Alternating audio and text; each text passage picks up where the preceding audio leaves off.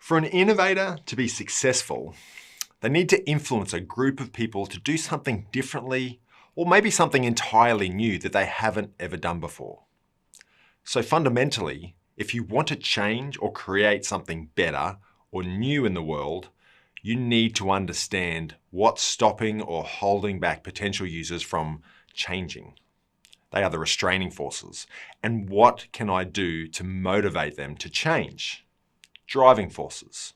As we've already learned, people typically don't know or can't or won't tell you what they want and why.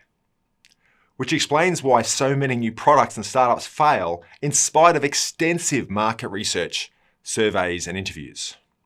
If assumptions remain unvalidated, failure is almost always certain to follow.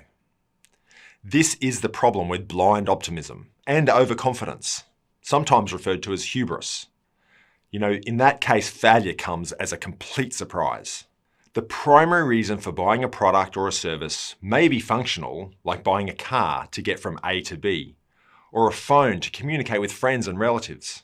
However, the decision-making process is much more complex and usually involves evaluating multiple options based on the functional and social and emotional jobs any given product or service offers the potential user or customers. Now, if humans weren't so complex, there would only be one way to get every job done. One car, one phone, one drink, probably water because it's free. However, we have an infinite range of products and services to complete every conceivable functional job because social and emotional jobs are the most powerful motivators to the human decision-making process.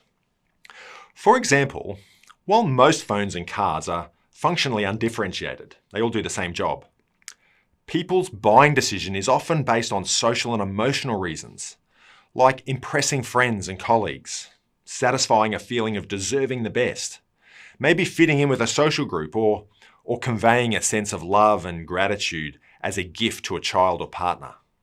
We call the method we've developed to understand all this complex information humble discovery, which has lots in common with the lean startup customer discovery or design thinking processes. However, its key difference is that we don't necessarily have to start with either a problem or a solution, just a desire to identify an opportunity to discover or create a new way to help humans get their jobs done better than the current status quo. The humble discovery process includes 3 steps. Use curiosity and ethnography or deep listening to discover your target stakeholders' jobs to be done and their associated hopes, fears, frustrations, and aspirations. We call this cognitive empathy. Develop an experiment with a range of different products, services to help your potential stakeholders get their jobs done by better reducing restraining forces or creating compelling driving forces for change. And embed the validated products or services in a desirable, feasible, and viable business model. However, as you immerse yourself in the various stakeholders' worlds, you're going to collect lots of conflicting data. Socioeconomic, demographic, geopolitical, and technological trends, or big data, at best provides a hint of where new opportunities might be emerging. But successful innovators discover or create innovations at the confluence or intersection of external big data with primary human insight, or thick data, gained through deep listening or cognitive empathy. Perhaps a useful analogy might be, great innovators are particularly good at working out where to go fishing from big data and what fish to catch and what bait to use to catch them. That's thick data. When it comes to building cognitive empathy, you need to talk to at least 20 humans from each of a range of different stakeholder archetypes. Now, once you reach about 20 people of one archetype, be it consumer, influencer, decision maker, economic buyer, or even a saboteur, you stop hearing new things and you start to observe patterns and approach consensus about their hopes, fears, and experiences, dreams, and latent aspirations. You need to talk to at least 20 people from multiple stakeholder archetypes to get a fuller picture of the entire stakeholder ecosystem. It's very dangerous to make critical decisions based on just a handful of insights from conversations, as they may not be representative.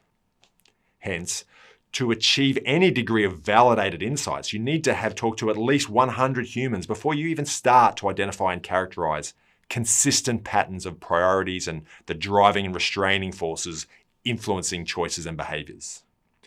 So in essence, talking to humans is about getting people to tell you a story about what jobs they're trying to do and what's stopping them.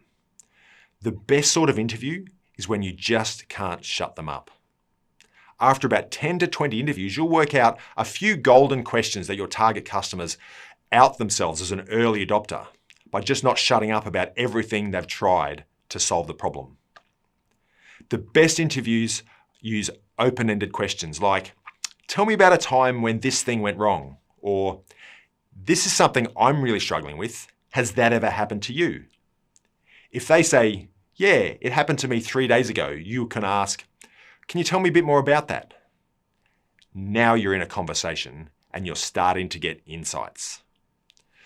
Your customer is actually now helping you build a new solution. So what we're really looking for in our discovery process are patterns. For example, you might start with a hypothesis that a 50 to 60-year-old male with high cholesterol might be worried about taking statins and are seeking a food-based alternative. However, through conversations, you discover a subgroup that gives up seeking natural alternatives of exercise and healthy eating and embraces a pharmaceutical solution.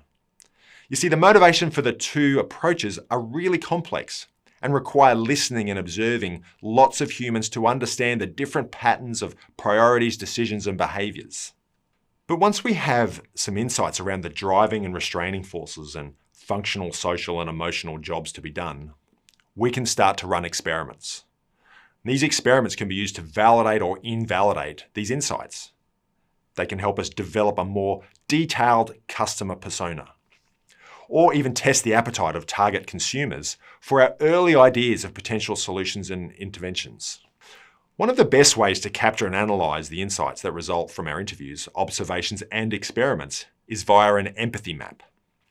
Here we start to build a holistic understanding of the different stakeholders we are trying to understand in order to help them get their functional, social, and emotional jobs done better than the current status quo. So a key insight in completing an empathy map for each stakeholder archetype is to differentiate between what you actually see and hear, the facts, and your opinions or guesses and assumptions about the driving and restraining forces that result in the observed choices and behaviors. To ensure we get accurate, deep, and meaningful insights from these experiments, we need to target well-defined stakeholder groups. Importantly, the priority is not to prove that everyone wants your new idea. It's to work out who is most desperate for it, or who wants it the most. We call this group of stakeholders the early adopters. An early adopter is not just someone that has a problem that we're trying to solve, or wants the solution we're wanting to build. An early adopter is someone who is unsatisfied with existing solutions and actively seeking and trying lots of different solutions. For them, a new solution is not a nice to have, it's a have to have. And our early insights and associated hypotheses are often wrong. Hence, we need to repeat this full process with multiple different stakeholder groups. That's why you really need to interview up to 100 people, which is only possible really when you're working in groups. For example, let's say you're trying to identify the ideal early adopter customer for a new intervention, a product or service that maybe reduces cholesterol. After multiple interviews, you may discover it's actually the wives of middle-aged men with cholesterol that care more than the men themselves. You may find something quite unexpected, that people could use extra oat fiber because it keeps them fuller for longer, thus reducing snacking, thus helping them lose weight. Or maybe it's helping them stay focused at work. The summary here is expect the unexpected. When doing something new, if you make assumptions and they are wrong, success is entirely dependent on luck. So in summary, the more you interview and observe humans, the more confidence you'll get and the better at interviewing you will get. This then translates to a higher degree of confidence in your insights and the more likelihood that you'll discover or create an innovation that succeeds.